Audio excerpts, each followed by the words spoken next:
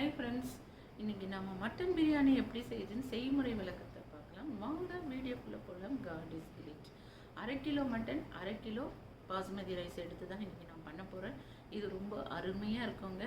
கொஞ்சம் சாப்பிடும்போது எகைன் திரும்ப திரும்ப சாப்பிட்றான்ற அளவுக்கு இதன் சுவை அருமையாக இருக்கும். இதுக்கு தேவையான பொருட்கள் பார்க்கலாம். வாங்க வீடியோக்குள்ளே போகலாம். குக்கரில் 1/2 கிலோ மட்டனை நல்லா வாஷ் பண்ணி எடுத்துக்கிறோம். இதை வந்து ஸ்டவ் ஆன் பண்ணிவிட்டு நல்லா கொஞ்சம் வதக்கி விடுங்க. இதோட ஒரு வெங்காயம், 1/2 தக்காளி, 1/4 டீஸ்பூன் இஞ்சி பூண்டு paste, 1 spoon chilli powder, 1/4 teaspoon மஞ்சப்பொடி, 2 ஏலக்காய், கொஞ்சம் சால்ட்டு, 1.5 டம்ளர் தண்ணி ஆட் பண்ணி 5 to 6 விசில் வச்சு வேக வச்சுக்கலாம்.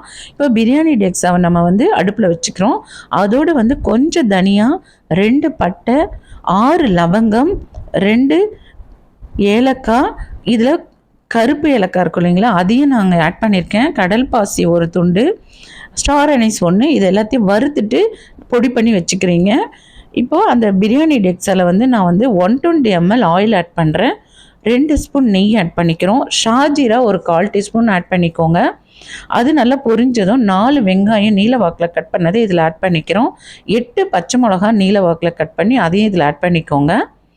இதுக்கு வெங்காயம் வதங்கிறதுக்கு கொஞ்சம் சால்ட் ஆட் பண்ணிக்கோங்க. இஞ்சி பூண்டு பேஸ்ட்டு 50 மில்லிகிராம் அளவுக்கு நீங்கள் ஆட் பண்ணிக்கிறீங்க இதில். இதோடு வந்து 3 தக்காளி ஆட் பண்ணிக்கணும். வெங்காயத்தை விட தக்காளியோட பங்கு எப்போவுமே கம்மியாக இருக்கணுங்க.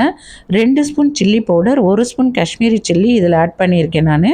அதோடு 1 கப் அளவு தயிர் எல்லாத்தையும் போட்டு 5 to 15 மினிட்ஸ் அளவு இதை நல்லா வதக்கி விட்டுக்கிட்டே இருங்க. அதோடு அந்த கரம் மசாலா, புதினா எல்லாத்தையும் ஆட் பண்ணிக்கிறோம். இப்போது மட்டன் வெந்ததை வந்து இதில் ஆட் பண்ணிவிட்டு அந்த தண்ணியும் இதில் ஆட் பண்ணிக்கோங்க. 1 டம்ளர் தண்ணி அளவுக்கு இருக்கும்.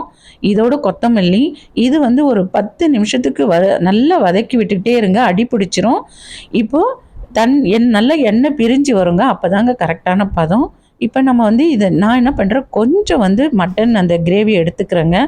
ஏன்னா அரிசி கம்மியாக இருந்ததுன்னு என்ன பண்ணுறதுன்றதுனால நான் எடுத்துட்டேன். இப்போ அரிசியை ஆட் பண்ணிவிட்டு சால்ட் ஆட் பண்ணிக்கோங்க, கொஞ்சம் லெமன் ஆட் பண்ணிக்கோங்க, கிளறி விடுங்க. ஒரு 5 மினிட்ஸ் தட்டு போட்டு மூடுங்க.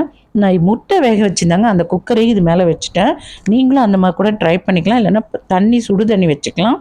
இப்போ பாருங்கள், 5 மினிட்ஸ் கழித்து அருமையான மட்டன் பிரியாணி ரெடி ஆகிடுச்சு. நீங்களும் உங்கள் வீட்டில் இது மாதிரி ட்ரை பண்ணுங்கள், ரொம்ப அருமையாக வருங்க.